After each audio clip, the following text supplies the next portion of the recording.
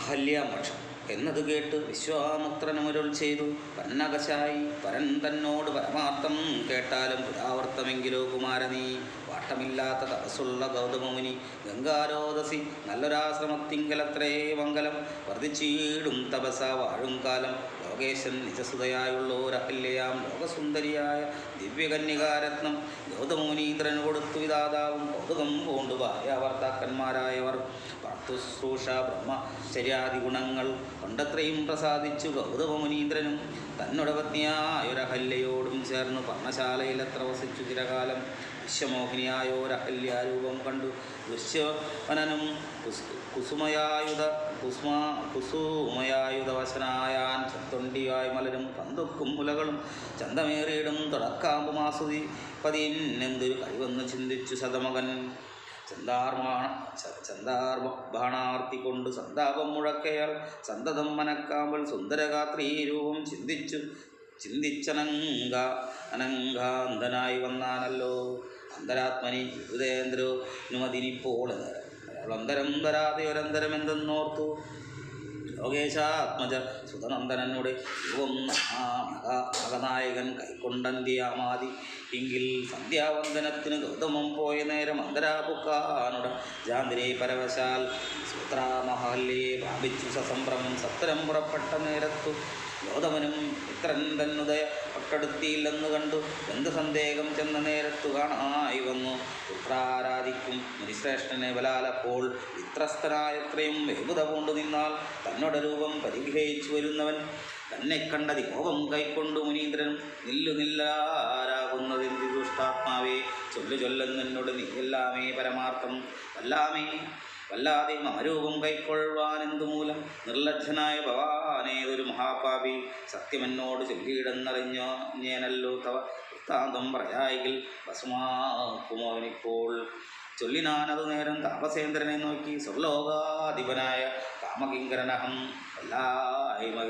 എല്ലാം അകപ്പെട്ടിത് മൂഢത്വം കൊണ്ടെല്ലാം നിന്തിരുവടി പുറത്തു കൊള്ളേണമേ.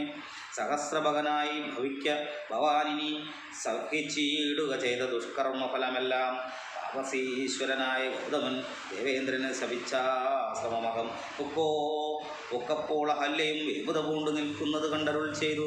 താപസോത്തമനായ ഗൗതമൻ കോപത്തോടെ കഷ്ടമത്രയും തവ ദുർവൃത്തം ദുരാചരേ ഇഷ്ടമാനസേ തവ സാമർത്ഥ്യം നന്നു അപാരം. ദുഷ്കൃതമൊടുങ്ങുവാൻ അനിതിനു ചൊല്ലിയിടുവാൻ നിഷ്കൃതിയായുള്ളൊരു ദുസ്തര മഹാവ്രതം.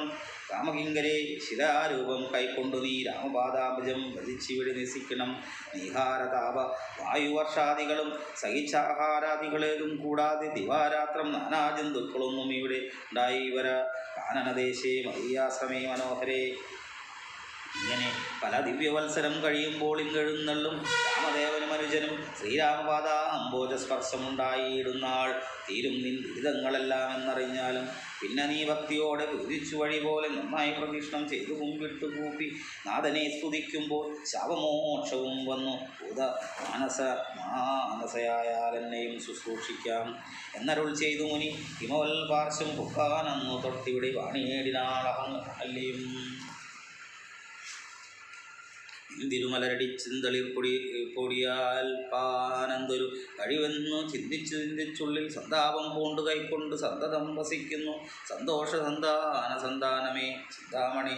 ആരാലും കണ്ടുകൂടാതൊരു പാഷാണാംഗിയായി ഘോരമാം തപസോടും ഇന്നിവിടെ വസിക്കുന്ന ബ്രഹ്മനന്ദനായ ഗൗതമപത്നിയുടെ കൽമഷമേ ശേഷവും നിന്നുടെ പാദങ്ങളാൽ മൂലനാശം വരുത്തിയിടണമെന്ന് തന്നെ നിർമ്മലയായി വന്നിടും അഹല്യാദേവി. എന്നാൽ ഗാദിനന്ദനൻ ദാശരഥിയോടേവം പറഞ്ഞാശു തൃക്കയും പിടിച്ചുടാ ജാഗണം പൂക്കാൻ ഉഗ്രമാം തപസോടുമിരിക്കും ശിലാരൂപം അഗ്രേ കാൺകെന്ന് കാട്ടിക്കൊടുത്തു മുനിവരൻ. ശ്രീപാദാംബുജം മെല്ലെ വച്ചിതു രാമദേവൻ ശ്രീപതി രഘുപതി സൽപതി ജഗൽപതി രാമോഹമെന്നു പറഞ്ഞാമോദം പൂണ്ടുനാഥൻ കോമളരൂപൻ മുനിപത്നിയെ വണങ്ങിനാൽ.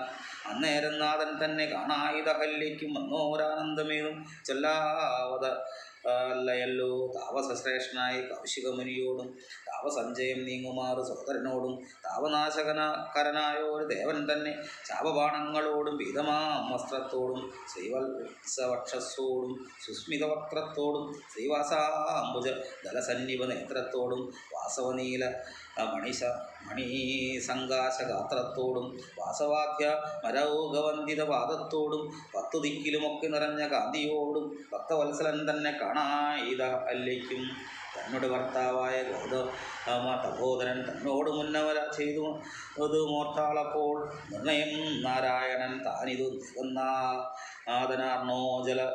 അർണോജവിലോചനൻ പത്മജാമനോഹരൻ ഉത്തമാത്മനി ചിന്തിച്ചുദ്ധാനം ചെയ്തു ഭക്ത്യ സത്വരമർഘ്യാദികൾ കൊണ്ട് ബോധിച്ചീടിനാൽ സന്തോഷാശ്രുക്കളൊഴുക്കിയിടും നേത്രങ്ങളോടും സന്താപം തീർന്നു ദണ്ഡ നമസ്കാരവും ചെയ്താൾ.